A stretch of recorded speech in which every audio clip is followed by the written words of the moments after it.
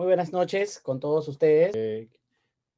Primero, saludarlos a nombre del Instituto de Derecho Público, del cual soy miembro e integrante, y la oportunidad de poder conversar con todos ustedes un tema de tanta actualidad y relevancia en tiempos actuales como es el cambio de constitución.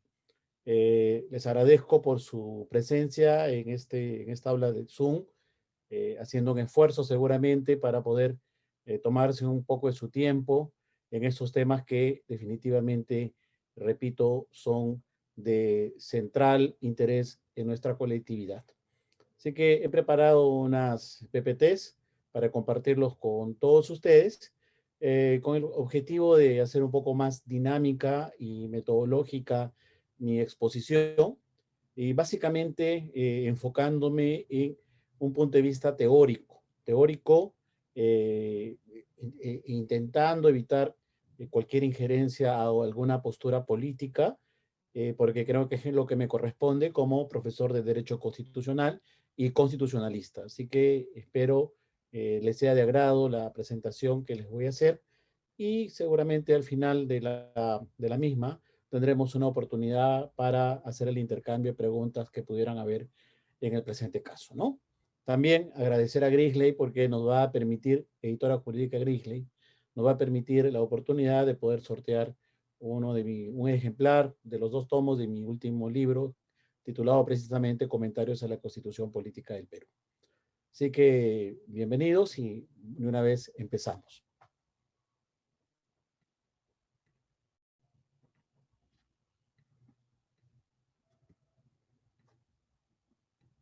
Muy bien.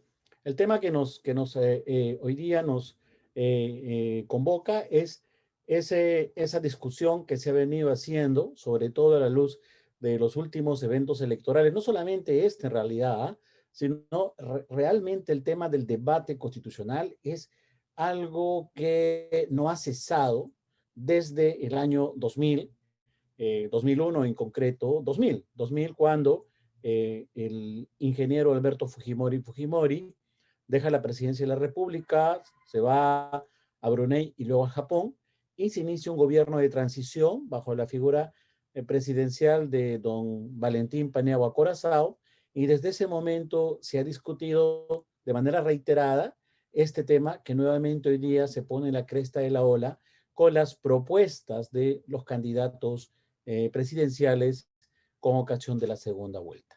¿Qué tan cierto hay en este debate?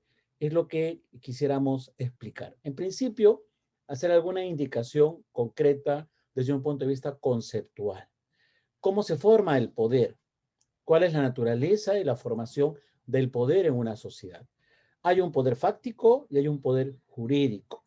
El poder fáctico es un poder ilimitado. Usualmente es un poder violento, es un poder sin límites y por tanto contiene un alto riesgo, en razón de que al no tener ningún tipo de marco prejurídico puede generar, reitero, cualquier tipo de forma de gobierno, y esto puede devenir desde una tiranía hasta el renacimiento de una democracia. Es un poder bien complejo cuando la decisión de los actos más relevantes de la sociedad retornan al pueblo, no solamente para convalidarlos, sino para tomar una decisión central, como cuando significa la elaboración de una nueva constitución.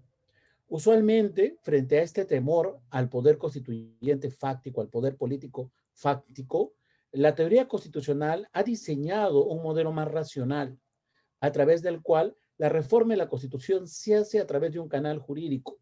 Y el canal jurídico está contemplado en la Constitución. El pueblo aprueba una Constitución y en la Constitución establece un órgano que va a tener el poder de reformar la Constitución, que puede dar lugar a una reforma total, en otras palabras, una nueva Constitución, o una reforma parcial, que usualmente ocurre de manera reiterada en nuestras democracias endebles en gran parte de Latinoamérica. La Constitución, entonces, monopoliza y relativiza el poder constituyente porque lo hace jurídico, y este es el encargado finalmente de actualizar la Constitución cuando ésta requiera de determinados cambios.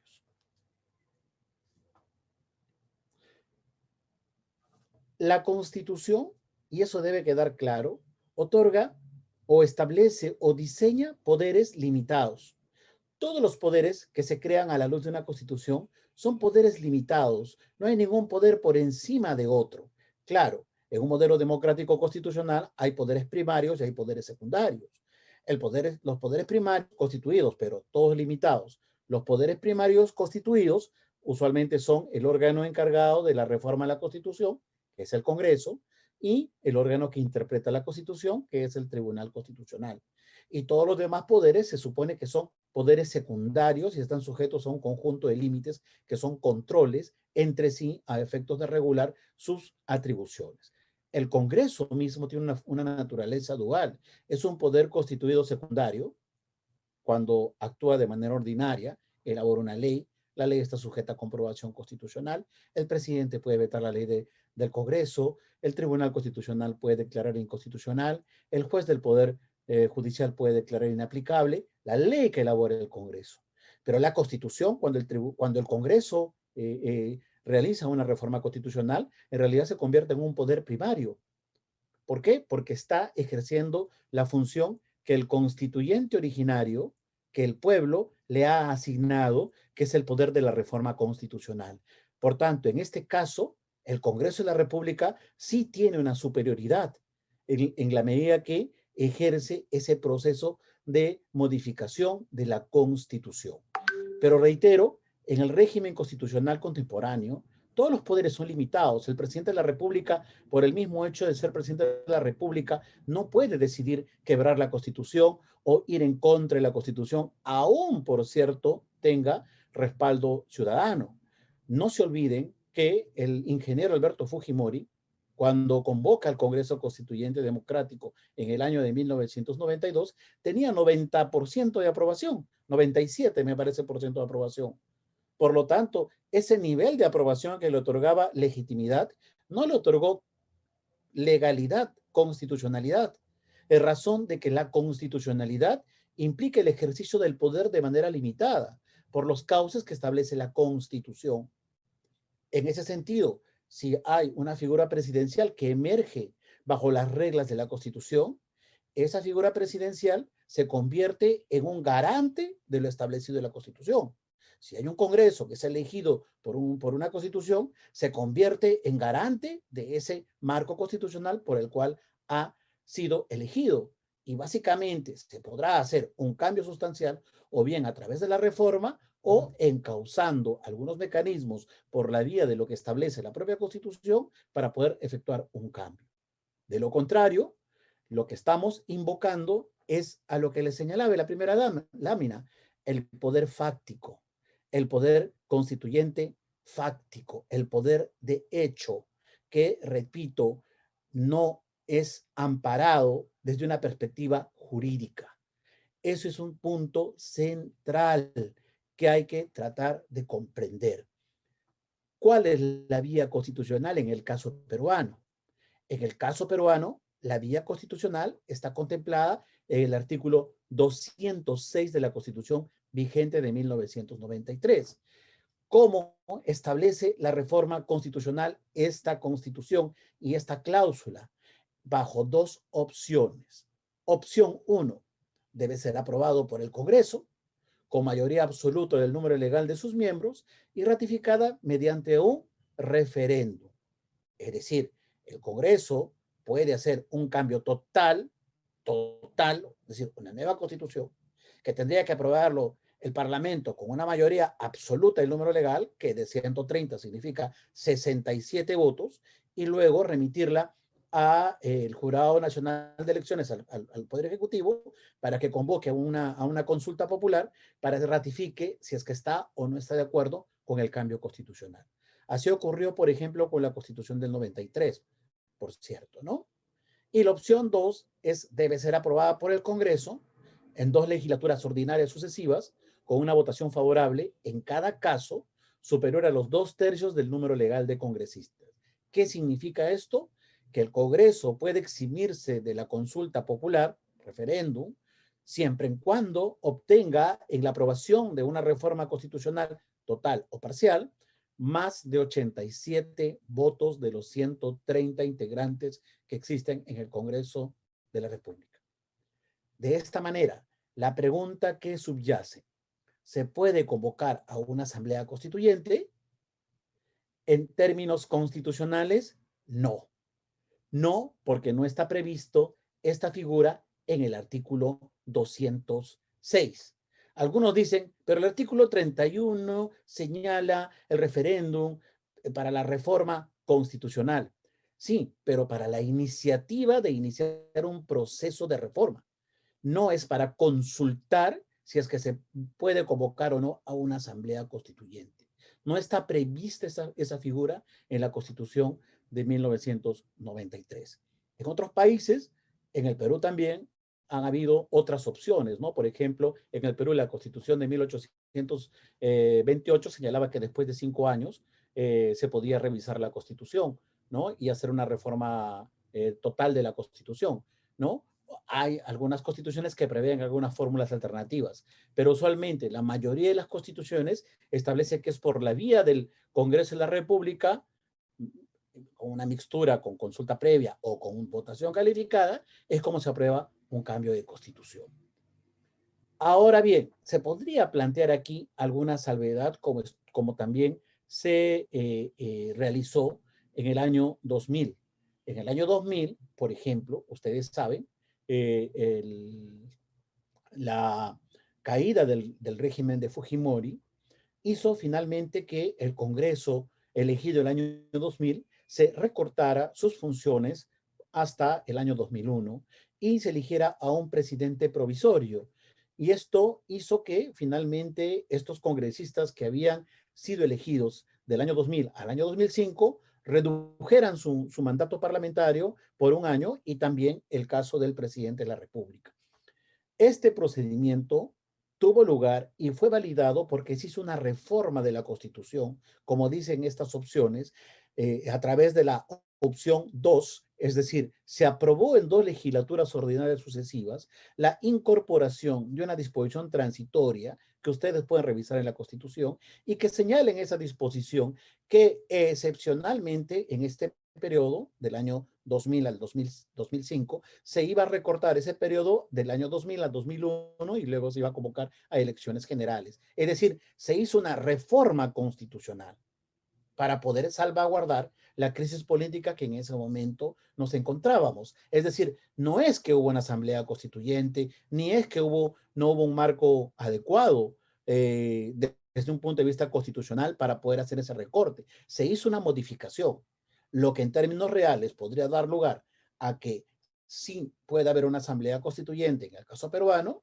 pero en tanto en cuanto se apruebe en 2 legislaturas ordinarias, ¿no? Se apruebe en 2 legislaturas ordinarias la posibilidad de incorporar esta figura de manera excepcional para poder elaborar una nueva constitución. Eso sería viable. Eso significaría un alto consenso ciudadano, ¿no? ¿Por qué? Y político, porque repito, esto requiere 87 votos, por lo tanto tendría que haber un concurso importante de ciudadanos que vayan hacia este cambio de carácter constitucional, ¿no? Lo otro sería también aprobarlo a través de una mayoría absoluta, 67 votos, que también es bastante elevado, y luego después someterlo a referéndum, ¿no? La pregunta es, ¿habrán 67 votos en el Congreso para poder someter a referéndum? Eso también es una polémica que será resuelto seguramente ya en la praxis con lo que vaya a ocurrir si es que se persiste en este tipo de posturas.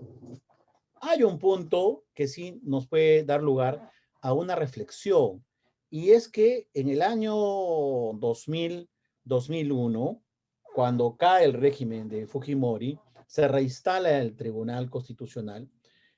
Valentín Paniagua convoca a una comisión para el estudio de bases para la reforma de la Constitución, bajo la lógica de que es necesario determinados cambios a la Constitución, o en todo caso la propia Constitución como tal generaba una incomodidad en la vida política en el país, porque generaba una suerte de tensión por la forma como se había suscitado todas las cosas en los años 90, ¿no? Entonces esta comisión, dirigida por Alberto Borea, entre otras figuras muy respetables, planteó algunas alternativas bastante polémicas porque contradice la teoría de la Constitución, pero yo diría más que todo es un enfoque político del año 2001, ¿no? Que finalmente se elaboró este documento. Esta comisión plantea tres alternativas para hacer una nueva Constitución. La primera señala que el Congreso, el año 2000, en agosto de 2000, o sea, ni bien se constituya, declare la nulidad de la Constitución del 93, porque es producto de un golpe de Estado y ha sido subordinado a un gobierno autoritario y corrupto. Y por tanto, se restaure la vigencia de la Constitución del 79. Esa es una propuesta, yo diría, política de esta comisión. La segunda es utilizar los mecanismos de la actual Constitución de 1993 para introducir en ella una reforma total que sea aprobada en dos sucesivas legislaturas ordinarias o en una y que tenga su ulterior ratificación o referéndum, lo que yo les estoy planteando. Esa es la alternativa constitucional. Y la tercera, que señala que se debe aprobar una ley de referéndum para que el pueblo decida si se aprueba una nueva constitución que recoja la mejor tradición histórica del Perú y, de ser el caso, sería convocada una asamblea constituyente expresamente para ello. Esta tercera propuesta también y la primera no tienen marco en la Constitución del 93, sino se justifican políticamente en razón de que la Constitución del 93 se habría dado a través de un golpe de Estado y subordinado a un gobierno autoritario y corrupto. Son los argumentos de tipo político, es decir, argumentos de hecho que la Comisión de Bases plantea y no argumentos de índole jurídico que están precisados en la segunda alternativa. Sin embargo, esta propuesta es validada por el Tribunal Constitucional en el año 2003. El Tribunal Constitucional, presidido por Javier Álvaro Landini y con la participación de Bardelli, Lartigoyen, Rey Terry, Reboredo Marzano, González Ojeda y García Toma, convalidan esta propuesta de la Comisión de Bases e invocan a que el Congreso adopte, como dice la lámina, para que ustedes vean que es la lógica que estamos señalando, las medidas políticas y legislativas para que finalmente se ejecute alguna de estas alternativas a efectos de cambiar la Constitución, ¿no? Estamos hablando del año 2003, 20 años después, ¿no? 2001, 2021, 20 años después, la Constitución de 1993 sigue vigente. En consecuencia, nosotros le llamamos a este caso y a este fenómeno, a esta rareza, le llamamos el extraño caso de la Constitución de 1993, ¿no? ¿Recuerdan ustedes la película del señor Bottom, el extraño caso del señor Bottom, ¿no? Que nace joven y luego se hace viejo. Perdón, nace viejo y luego se hace joven.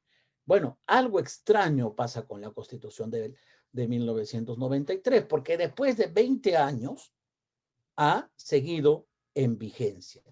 ¿Qué es lo que ha pasado? Ha pasado que la Constitución también ha sido, yo diría, no sé si víctima es el término adecuado, pero también ha sido ambientada en tiempos distintos, que definitivamente en la dinámica y la reconceptualización del modelo de Estado democrático, la Constitución también se ha reconfigurado. Fíjense esta lámina que plantea el notable constitucionalista Karl Lobenstein. Karl Lobenstein, quien establece los tipos de constituciones. Y dice que hay tres tipos de constituciones, ¿no? Las constituciones normativas, que son las constituciones ideales, porque Lobenstein dice, es como cuando el traje encaja al cuerpo, te queda perfecto. Ese saco te queda extraordinario. Lo que quiere decir que la Constitución encaja con el proceso político, o sea, en la realidad. No que sea perfecta, porque no hay nada perfecto en la vida social, ¿no? Estaríamos muertos, si no, o sea, estamos llenos de imperfecciones, ¿no? Pero al menos la Constitución permite herramientas para corregir las injusticias, arbitrariedades, etcétera. Es decir, hay posibilidades de que esa Constitución rija, ¿no? Las constituciones nominales, en cambio, dice Lobenstein, estas el problema no es lo que consagra, ni lo perfecto que sea la Constitución. En realidad es que no es real con la sociedad a la que va dirigida. Es como cuando el traje no te encaja, ¿no? O sea, estamos medio gorditos, ¿no? Un terno, qué sé yo, bien pegadito, como que no nos queda, ¿no? Pero el terno se ve hermoso, uno quiere estar dentro de ese terno, pero no encaja al cuerpo, pues entonces es una Constitución nominal, es un traje que lo vas a tener en tu closet, pero probablemente no lo uses nunca. Es igual, las constituciones nominales pueden ser muy importantes, muy consagrar un conjunto de reconocimientos al ser humano, etcétera, pero no encajan con el cuerpo. Y finalmente las constituciones semánticas, ¿no? Que son constituciones de nombre, nada más, porque se trata de instrumentos para justificar regímenes autoritarios. Por ejemplo, lo que dice Lowenstein, aquí el problema no es el traje, aquí es que el traje es un disfraz. La constitución es una falsedad, únicamente está inventada o ideada para justificar un régimen autoritario, ¿no? Muy bien. Paniagua señalaba que la constitución del 93 es una constitución semántica, porque fue hecho en un régimen dictatorial y con el objetivo de perpetuar en el poder a Fujimori, y esto permita pues convalidarse, ¿no? Bajo una supuesta forma democrática, ¿no? En tanto se controla el poder, ¿no? Sin embargo, el gran problema de esa tesis planteada por Paniagua en un artículo publicado en el año 94 en una revista de estudiantes universitarios de la Universidad Católica, que se llama también La Constitución Semántica.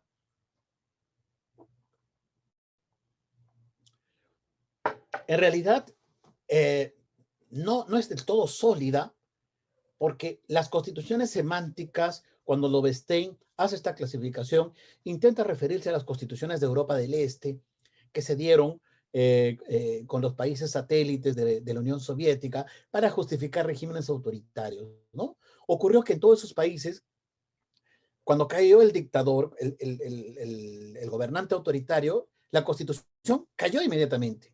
O sea, la constitución desapareció. El asunto es que la constitución del 93 ha perdurado 20 años más después de que Fujimori deje el poder. En consecuencia, ¿es una constitución semántica en realidad?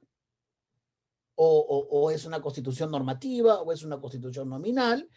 ¿Cómo podemos identificar esta constitución? Porque Fujimori estaría en el poder, entonces hablaríamos de una constitución semántica. Pero Fujimori ya no está en el poder. Es más, sus adversarios han ingresado al poder. Ingresó Alejandro Toledo, Alan García, Ollantumala, es decir, opositores absolutos, y ciertamente la Constitución ha seguido vigente.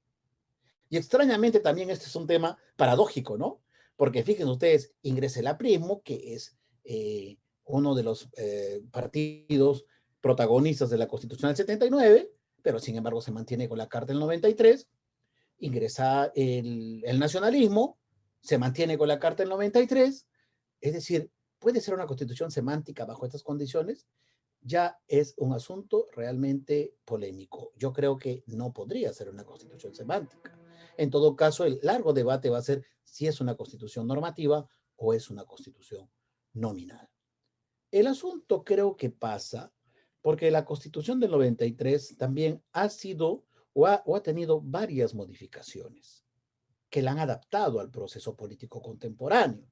Y además también recoge instituciones modernas que finalmente permiten combatir cualquier tipo de autoritarismo. Por ejemplo, el Tribunal Constitucional, el Defensor del Pueblo, ¿no? Son instituciones sumamente relevantes en las democracias contemporáneas porque permiten tener herramientas en favor de los ciudadanos cuando hay cualquier exceso del poder. Sin embargo, sigue habiendo una nostalgia por la Constitución del 79, ¿no? El día de hoy se habla, y algunos hablan ya de una nueva Constitución, ¿no? Y se dicen algunas cosas que creo que hay que también tratar de evaluarlas en su contexto, ¿no? ¿Cuántas constituciones hemos tenido en el Perú? Hemos tenido 12 constituciones. A la Constitución del 93 se le califica de ser una constitución, inclusive la Comisión de Bases lo señala, fruto de un golpe de Estado, ¿no? Pero si ustedes ven en las láminas, Solamente la Constitución de 1934 fue realizada a través de una reforma constitucional por la vía jurídica. Todas las constituciones han sido aprobadas a través de golpes de Estado. La Constitución del 79 también. ¿Y por qué? Porque no se recuerda, no sé si la memoria nos falla en la historia, pero no se recuerda que el general Velasco le hace un golpe de Estado al arquitecto Fernando de la Unge en 1968. Esto lo van a dejar acá. 1968, ¿no? Le hace un golpe de Estado en 1968. Ese golpe de Estado, realizado por el general Juan Velasco Alvarado, hace que se instaure un gobierno militar hasta 1980. ¿Cuándo fue convocada la Asamblea Constituyente para la Constitución 79? En 1978. ¿Quién convocó a la Asamblea Constituyente? El general Francisco Morales Bermúdez, en ese entonces presidente de la Junta Militar del gobierno revolucionario, ¿no? Y es quien convoca a la Asamblea Constituyente. Un detalle más. El arquitecto Fernando Belaúnde se niega a participar de esa Asamblea Constituyente. Y el arquitecto señala que no participa porque considera que participar de una convocatoria del gobierno militar es avalar el golpe y que lo correcto significa reconducirse por la vía constitucional.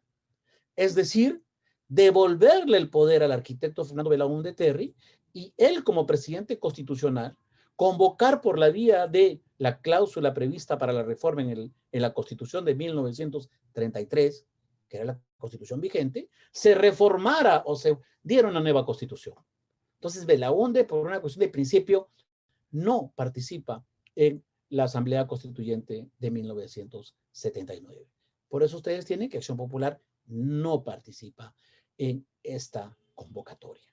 Es una convocatoria en la cual finalmente el Partido Aprista coloca a una egregia figura del pensamiento político peruano, que es don Víctor Raúl Ayala de la Torre, y al Partido Popular Cristiano con la figura de Luis Bedoya Reyes y varios sectores de la izquierda importantes en ese momento, ¿no? Paradojas. Otra paradoja de la historia es que una vez aprobada esta Constitución, los representantes de la izquierda se negaron a firmar. No firmaron la Constitución del 79 porque consideraron que era una Constitución imperialista, capitalista, burguesa, que había sido una componenda entre el APRA y el Partido Popular Cristiano, y se negaron rotundamente a firmar la Constitución de 1979, ¿no?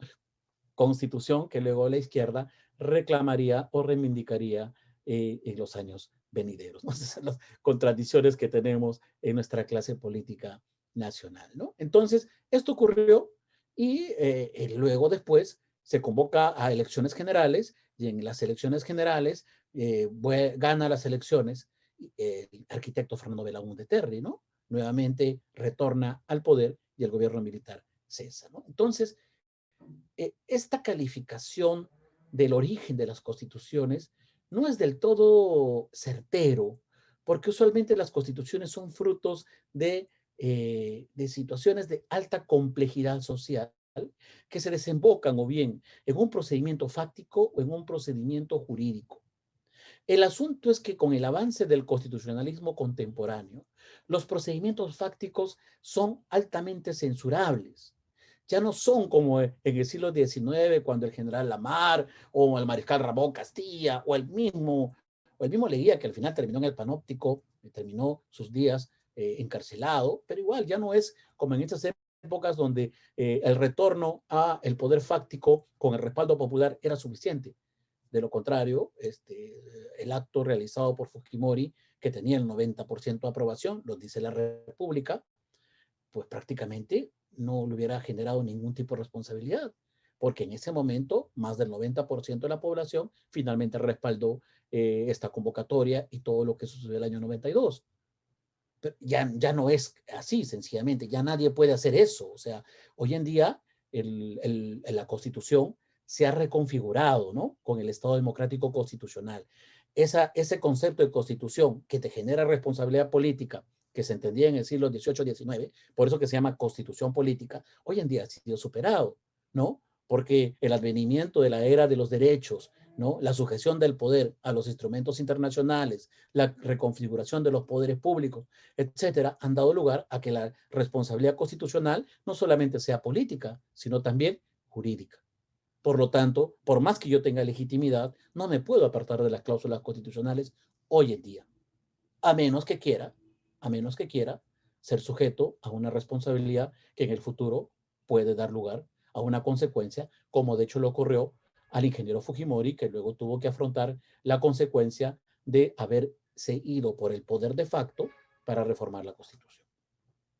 Y ciertamente, otro detalle que a veces la historia no nos cuenta o finalmente lo olvidamos, ¿no? En el año 92, cuando el señor Fujimori estaba en la presidencia de la República, él tenía el Congreso copado por la oposición, ¿no? Luego después pasaría a la inversa, ¿no? O sea, el Fujimorismo tenía la mayoría y el gobierno era un gobierno muy endeble, el de PPK.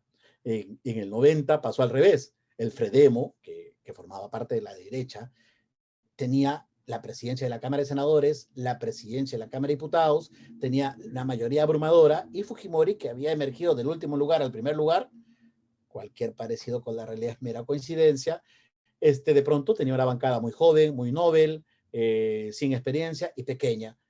Y por lo tanto estábamos en ese momento en una situación muy compleja porque el terrorismo estaba en Lima, ya estaba en la última fase del maoísmo, y por otro lado la crisis económica pues nos convertía en prácticamente la Venezuela de los años 90, o sea, necesitabas un gobierno que dicte con mucha dinámica las normas que correspondan, ¿no?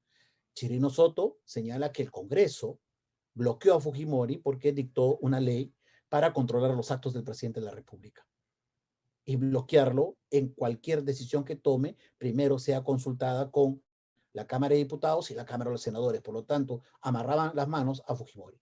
Fujimori, como consecuencia de eso, realiza el golpe de Estado, ¿no? Entonces, ese argumento, por ejemplo, que lo dice Enrique Chirino Soto en sus comentarios a la Constitución de 1993, podría decir que el señor Fujimori tuvo la razón en ese momento de realizar una interrupción democrática y convocar a una constituyente. Pero eso ya es injustificable hoy en día. No hay justificación hoy en día. No se puede justificar. Los gobernantes tienen que sujetarse a los límites. Es la victoria del constitucionalismo contemporáneo. No hay ninguna justificación. Tiene que ejecutarse cualquier cambio, así sea estructural, a través de los procedimientos jurídicos preestablecidos, porque la Constitución ya no es solamente una norma política, es una norma jurídica. Muy bien, pero alguien me podría decir, pero profesor, no me, o doctor, no me gusta pues, la Constitución, porque es de Fujimori. Ya no lo es, ya no lo es. Las constituciones se adaptan al paso del tiempo. Alguien me podría decir también en los Estados Unidos, pero profesor, la constitución es de los burgueses, de los hacendados de Carolina del Norte, que finalmente aprobaron la constitución para mantener sus privilegios y a los esclavos. Es más, si ahorita alguien traduce la constitución del 93, va a encontrar que tienen derecho a poseer esclavos los hacendados en los Estados Unidos. La pregunta es, ¿alguien tiene esclavos hoy en día en los Estados Unidos? O sea, se podría decir que la constitución de Filadelfia de 1787 es una constitución de los hacendados y que tenían esclavos y tenían negros que los trataban como menos que seres humanos, como si fueran animales. ¿Se podría decir eso?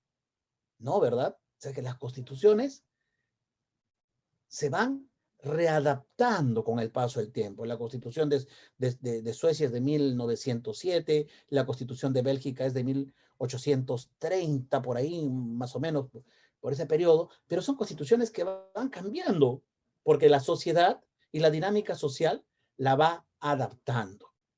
En el caso peruano, han habido interesantes cambios, y yo podría darles dos ejemplos, que lo voy a dar en un ratito, pero para poder entender este proceso.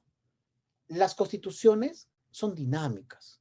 En consecuencia, argumentar que la Constitución tiene un origen, en realidad puede ser un gesto político, puede ser un acto político, pero jurídicamente ya no tiene ninguna validez.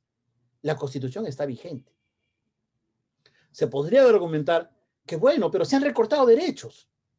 Por lo tanto, es una Constitución que está mal estructurada porque no hay derechos en la Constitución. Nuevamente, no se entiende en qué modelo de organización constitucional vivimos en la actualidad.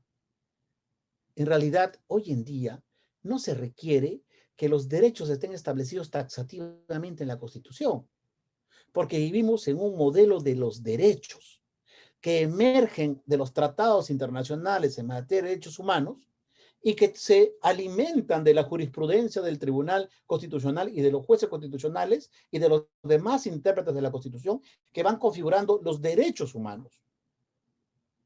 Si pueden revisar el artículo 3 de la Constitución de 1993, ahí ustedes verán el reconocimiento a la cláusula de los derechos no enumerados, que en otras palabras significa los derechos que ustedes leen en la Constitución no son todos los derechos fundamentales o derechos humanos, como quiera llamarlo, porque también todos los demás derechos que sean interpretados por la jurisprudencia de los intérpretes constitucionales también forman parte de los derechos humanos. También los tratados internacionales. Y así, por ejemplo, tenemos dos casos que les voy a poner brevemente, ¿no? Por ejemplo, la salud. Se dice que la salud no es un derecho, pero el artículo 7 de la Constitución dice que todos tienen derecho a la protección de su salud. En consecuencia, alguien podría decir, ah, no, pero eso no es claro, porque habla de la protección. Y por lo tanto, acá está hablando como de un servicio. Pero bueno, el Tribunal Constitucional, en el expediente 3208-2004, señala el contenido esencial del derecho fundamental a la salud. Y dice que el derecho a la salud implica la conservación de un estado de normalidad orgánico y funcional, físico y mental. Por lo tanto, el Estado peruano no solo protege la salud física, sino la salud mental. Y hay sentencias sumamente relevantes, como el caso Alelía San Camesa, derecho a la salud de personas con VIH, o el caso de un joven con esquizofrenia permanente y que el Estado peruano ordena que se le atienda de manera permanente también en los hospitales públicos y se le dé atención a efectos de poder paliar la enfermedad que tiene. Hay varias sentencias en materia de salud que señalan que el derecho a la salud es propiamente un derecho humano y un derecho constitucional. Por lo tanto, yo no solo debo leer en un modelo constitucional como el actual el artículo 7, sino que debo leer los tratados internacionales y lo que dice el tribunal. Así se entiende una constitución. De lo contrario, la Constitución de los Estados Unidos de 1787, que no tiene más de 50 disposiciones, hoy en día me parece 70, no tendría pues razón de ser. Y es porque la Corte Suprema y es porque los estamentos de interpretación van actualizando la Constitución. Veamos otro ejemplo. Derecho a la vivienda digna. Veamos en la Constitución. No existe la vivienda digna de la Constitución. Por lo tanto, no existe textualmente. ¿Eso quiere decir que no se reconoce el derecho fundamental a la vivienda digna en el Perú? El Tribunal Constitucional ha dicho lo siguiente. Este tribunal considera que el derecho a la vivienda adecuada es un derecho fundamental de toda persona que se encuentra íntimamente ligado al principio de derecho de dignidad humana, a la forma de Estado social y democrático de derecho, al principio de igualdad material y al derecho al libre desarrollo y bienestar. Expediente 18-2005, proceso de inconstitucionalidad. Y así podría pasarme toda esta conferencia explicando un conjunto de derechos fundamentales configurados por los tratados internacionales y por la jurisprudencia del Tribunal Constitucional. Por lo tanto, yo siempre le digo a mis alumnos, o sea, la Constitución no solamente es ese texto de 200 artículos, la Constitución es eso, más toda la interpretación, es un documento. Me hace recordar cuando alguna vez, no sé, busqué en una librería la Constitución de Inglaterra, ¿no? No la encontré en ninguna parte, encontré la Constitución de Inglaterra. Justo acá creo que tengo un libro de Inglaterra, no me acuerdo, ¿eh? Lo ubico por acá.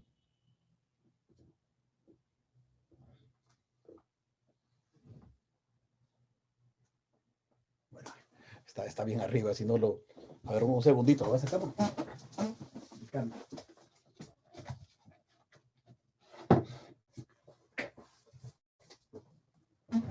Fíjense ustedes. Esta es la Constitución de Inglaterra. Es the Law of Parliaments. Esta es la Constitución de Inglaterra. Pero, o sea, y todavía en letras pequeñas.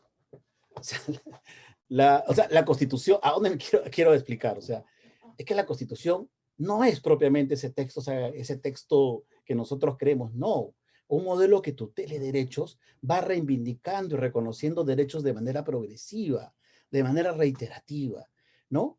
Entonces, ahí juega mucho el rol de los intérpretes. El intérprete puede adicionar derechos, optimizarlos, consolidarlos a través del ejercicio de la interpretación constitucional, que de acuerdo a la dogmática y la doctrina puede hacerse una interpretación desde la Constitución, que consiste en asignar un sentido de la Constitución a efectos de coadyuvar a su correcta aplicación en la realidad, o conforme a la Constitución, ¿no? La que se efectúa sobre la legislación infraconstitucional a partir de la respuesta hermenéutica obtenida de la Constitución para aquella que guarde coherencia y armonía con el plexo del texto fundamental. Es el nuevo modelo del Estado democrático constitucional. Es el nuevo modelo del Estado democrático constitucional.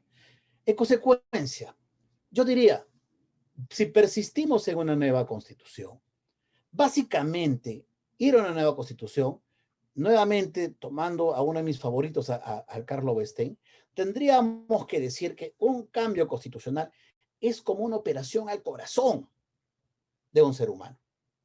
Yo no voy al quirófano porque me duele un poco el corazón, me duele el corazón, quizás puede ser un sufrimiento de amor, una cosa así. No, yo tengo que ir al quirófano cuando requiero un bypass, cuando estoy al borde del colapso, en consecuencia, requiero hacerme una operación al corazón. Entonces, un cambio de constitución es como una operación al corazón. No lo dice Gustavo Gutiérrez, lo dice Karl Lovestein, ¿no? Los grandes constitucionalistas mundiales, ¿no? En consecuencia, requiero hacer una operación de alta cirugía, ¿no? En consecuencia, esto implica bastante perspicacia y cuidado, ¿no? Por ejemplo, las constituciones tendrían que ser innovadoras. Es decir, para hacer un nuevo cambio de constitución, se pretende introducir o suprimir a la constitución normas nuevas que no estaban reguladas antes para dar un tipo de institución verdaderamente original. Percy Carpio, por ejemplo, dice el caso chileno, así rápidamente lo he leído porque Eduardo más largo lo que ha comentado, pero se han dado cuenta, por ejemplo, que el caso chileno de la Asamblea Constituyente hay un aval ciudadano muy grande y se ha hecho por la vía del respaldo y los mecanismos que establece la Constitución chilena de 1980 para poder ir hacia una consulta y finalmente esta consulta dé lugar a una nueva Asamblea Constituyente. Eso es lo que les decía. No se trata solo de la voluntad de una autoridad, se trata del respaldo ciudadano que en Chile alcanzó ribetes importantes. ¿Ese respaldo hay en el Perú? ¿Hay ese respaldo casi unánime en el Perú? Entonces, cuidado con eso, que ese es el tema central en un cambio de constitución. Un cambio de constitución no es como una modificación legislativa. Yo cambio la ley porque es una coyuntura, ¿no? Se acabó, respaldo de un sector, me interesan los trans, una ley trans, me interesa el género, me interesa la familia, listo, se acabó, la pongo, mayoría. La constitución no. La constitución requiere de un alto consenso, un proceso consensuado, porque es el cambio de la forma, es un cambio de las estructuras. En consecuencia, esta lámina, por ejemplo, nos puede permitir calificar hacia dónde queremos. Porque si queremos una nueva constitución, la dogmática plantea que la reforma tiene que ser innovadora. Es decir, lo que se busque la sociedad es introducir o suprimir de la constitución normas nuevas que no estaban reguladas antes para dar lugar a un tipo de institución verdaderamente original. Requerimos un cambio estructural. La Constitución. Queremos cambiar la Constitución. ¿Qué vamos a cambiar? ¿El régimen de los derechos? Ya les acabo de decir que no es necesario, porque los derechos se interpretan. ¿Qué vamos a cambiar? ¿El régimen económico? pero el régimen económico ha permitido reducir los niveles de la pobreza a un 20%. En consecuencia, ¿vamos a cambiar ese modelo o tenemos que modificar y hacer cambios para que eso funcione bien? Porque si vamos a hacer cambios, en consecuencia, lo que necesitamos es una reforma constitucional. Porque por una reforma constitucional la podemos hacer cuando queremos actualizar una disposición o un mandato constitucional, cuando queremos buscar explicitar el alcance de una norma constitucional o cuando queremos enmendar las deficientes expresiones de los artículos sin alterar su contenido. Es decir, cuando queremos buscar, efectuar algunas modificaciones que permitan optimizar nuestras cláusulas constitucionales, la vía es la reforma. Cuando queremos hacer un cambio radical, la vía es la Constitución. ¿Cuál es el punto que queremos hacer? Y ambas, repito, requieren de un alto consenso ciudadano. Un alto consenso ciudadano. Podrían decir ahora, el doctor Gutiérrez no quiere que haga nada. No. ¿Se necesitan cambios en la Constitución? Sí, sí se necesitan cambios en la Constitución. Se requieren cambios en la Constitución en el cuarto de máquinas de la Constitución, en una feliz frase del constitucionalista argentino Roberto Gargarella, aunque para los argentinos no es el cuarto, sino es la sala, por ejemplo, la habitación puede ser una sala, ¿no? Por tanto, el refraseo es mío, en vez de sala, que el libro de Gargarella es la sala de máquinas de la Constitución, pues nosotros le hemos puesto el cuarto de máquinas, porque así lo conocemos en el Perú, ¿no? O sea, necesitamos cambios, sí. En la parte de los derechos, no necesariamente. Yo creo que son cambios simbólicos los que se hacen en la parte de los derechos. En la parte económica, sí, necesitamos cambios también, pero sobre todo necesitamos actualizar, legislar, regular o finalmente tener buena voluntad de los gobernantes, que eso es otro tema, ¿no? Porque alguien me podría decir, por ejemplo, pero, doctor, la Constitución, pero el modelo peruano es neoliberal, dice, ¿no? Tal cosa, ¿no? Pero yo leo la Constitución y leo el artículo 58 de la Constitución y el artículo 58 dice, la economía del Perú es una economía social de mercado. Lo mismo que dice la Constitución de Francia, ¿no? Del 47, ¿no? Economía social de mercado. Lo mismo que dice la Constitución española. Entonces digo, pero entonces, ¿de qué estamos hablando? Pero los contratos. Bueno, los contratos también se cambian. El artículo 104 de la Constitución establece, por ejemplo, que la Constitución no ampara el abuso del derecho. ¿Qué significa que la Constitución no ampara el abuso del derecho? Si uno revisa el diario de debates y lee la fundamentación de uno de los artífices de esta Constitución, Carlos Torres y Torres Lara, van a leer que él dice en esta parte que se incorpora la prohibición del abuso de derechos, sobre todo en contra del empresario, que utilizando la ley, lo que hace es comete un fraude o un contrato abusivo, ilegal, vulnerando derechos fundamentales. Por lo tanto, hay un abuso del derecho. Y ese abuso del derecho genera una responsabilidad. Y esa responsabilidad debe ser la renegociación, la disolución del vínculo contractual, etcétera. Porque el contrato ley que establece la Constitución y la parte económica, desde una perspectiva comparatista, también resulta interesante. ¿Por qué? Porque países como Chile, como México, etcétera, te brindan contratos de estabilidad. ¿Para qué? Para que el gran capital invierta 2.000 millones de dólares, que no los va a meter si es que no tiene la certeza de que el gobierno avala su inversión y no va a venir un gobierno revolucionario a incautarle los 2.000 millones de dólares que está metiendo de plata a un país. Por lo tanto, bajo esta perspectiva, sí hay mecanismos de controles. Los sistemas democráticos, eso es lo importante, los sistemas democráticos están sujetos a un conjunto de controles. Más que el problema de nuestra Constitución, el problema es básicamente de la estructura de poder que finalmente hay gobernantes que optan por mantener el status quo y no generar un sistema más justo, sobre todo con aquellos sectores que requieren mejores condiciones de calidad de vida, ¿no? Si hay exoneraciones tributarias, usualmente un contrato, ley, se hace para dar a una empresa estabilidad tributaria. ¿Qué significa esto? Por ejemplo, alguien que va a invertir en México, o en Chile, o en el Brasil, o en la India, o en China, porque en realidad hay oro, plata, zinc, cobre en todos los países, en Canadá.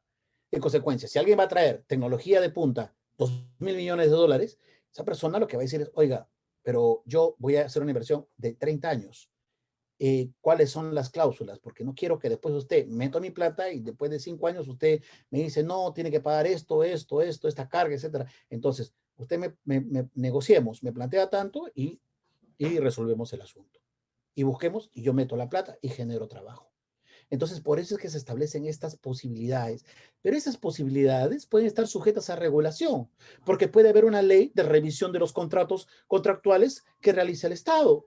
Si mañana se dicta una ley que establece que el Estado cada 10 años revisará los contratos con consenso con el Parlamento, o qué sé yo, no sé, con los gobiernos regionales, etcétera, o cada 5 años, eso es permisible. Eso es permisible. Pero realmente la posibilidad de que haya inversión económica, no se olvide, así como todos nosotros, cuando vamos a depositar nuestros ahorros en un banco, pues lo que hacemos es buscar a alguien que nos genere la confianza de que no va a quebrar, de que nos va a dar algún tipo de intereses y nos va a dar determinados beneficios, porque si no, no metemos la plata. Imagínense ustedes si tuvieran 1.500 millones de dólares y tuvieran que invertir en algún país, ¿no? Entonces, ese es un tema contemporáneo. Ese es un tema contemporáneo del derecho constitucional económico. No es un caso del Perú, es un caso contemporáneo. Entonces, es un tema, repito, que creo que hay que evaluar y tomar las cosas más allá de los sentimentalismos o qué sé yo, de los coyuntura, tenemos que analizar correctamente.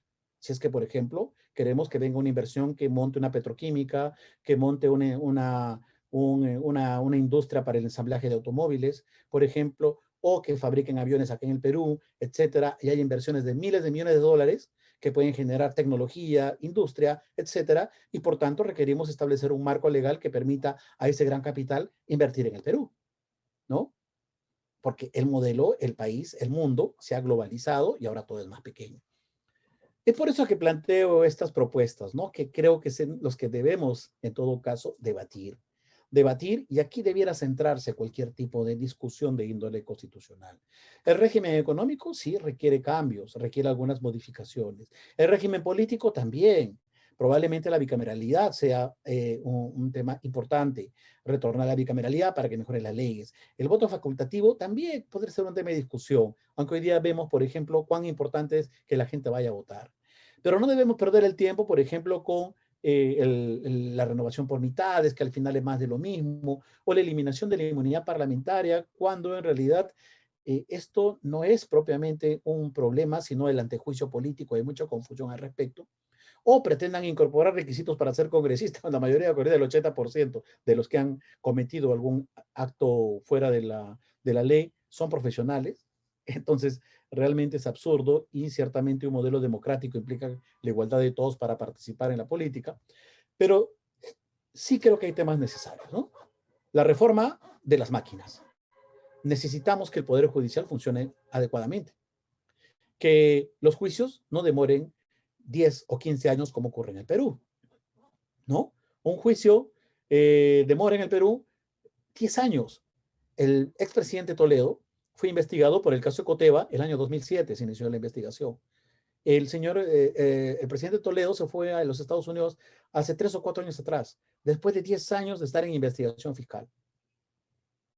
En consecuencia, es el sistema judicial el que no funciona adecuadamente. No funciona adecuadamente el gobierno. Los ministerios no tienen capacidad de gestión y de coordinación y de optimización. Hay funciones en los ministerios que se duplican. Un ministerio tiene 3 o 4 direcciones que hacen lo mismo, ¿no? El poder legislativo. Necesitamos un poder legislativo más dinámico y más sólido que ejerza control político adecuadamente. Necesitamos un tribunal constitucional también que defienda los derechos humanos. Necesitamos un defensor del pueblo que no solo esté en su oficina de Lima, sino esté en donde se encuentran los grandes conflictos sociales, esté con el pueblo. Necesitamos que las instituciones se calibren, que las máquinas de poder en la Constitución funcionen. Y eso pasa por, en efecto, hacer una revisión de la parte constitucional, pero también establecer leyes que sean importantes para que esto funcione y que no se han hecho. Solo para poner un ejemplo, fíjense ustedes que la ley orgánica del Ministerio Público, el Ministerio Público es una máquina de poder, es del año 82, estimados participantes, del 82. Es decir, se ha desarrollado la institución del Ministerio Público sobre la base de la configuración de la Constitución de 1979. Pero tenemos una Constitución en el 93 que ha cambiado la estructura del Ministerio Público porque el Ministerio Público ha sido dividido con el Defensor del Pueblo. Necesitamos una ley orgánica para el Ministerio Público. No existe, participantes. El Congreso no la ha aprobado. El Congreso aprueba leyes coyunturales, usualmente los que espera la población mediática, pero no las leyes de gran envergadura. Por lo tanto, muchos de los conceptos de la Constitución no han sido desarrollados. ¿Cómo puede cuestionarse la norma constitucional cuando, cuando no se ha desarrollado las leyes orgánicas que permitan regular, por ejemplo, la inversión económica del Estado, los derechos económicos, sociales, culturales y ambientales, la participación real de las comunidades campesinas y nativas en inversión minera, la reforma de las leyes de poder, la legislación electoral, la justicia intercultural, es decir, las instituciones que la Constitución ha consagrado y que no son o no han sido legisladas adecuadamente hasta el día de hoy. Por lo tanto, ahí tenemos todavía un déficit. Si no ha sido legislado, si no ha sido materializado, entonces, ¿dónde está el problema? Una nueva Constitución, una reforma constitucional, los actores políticos, la ausencia de legislación. Tremendo debate, estimados participantes, que hasta el día de hoy lamentablemente aún no lo pasamos y eso lo que genera es crisis de gobernabilidad. Y precisamente para que un Estado se encamine hacia el desarrollo requiere de gobernabilidad democrática, que es un concepto también constitucional. ¿Qué significa gobernabilidad democrática? La capacidad de una sociedad para definir y establecer políticas y resolver sus conflictos de manera pacífica dentro de un orden jurídico vigente. La ciudadanía también tiene que comprometerse con la Constitución porque debe hacerla cumplir y esta debe ser eficaz. Lo que dice la Constitución tendría que ser un mandato en la actualidad para todos.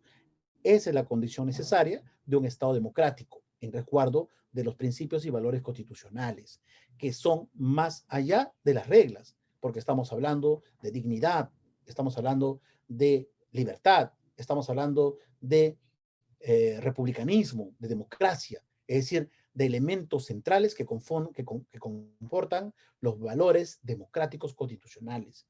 Y ahí un tema central. No solo es de los actores gubernamentales, es un tema también de la ciudadanía.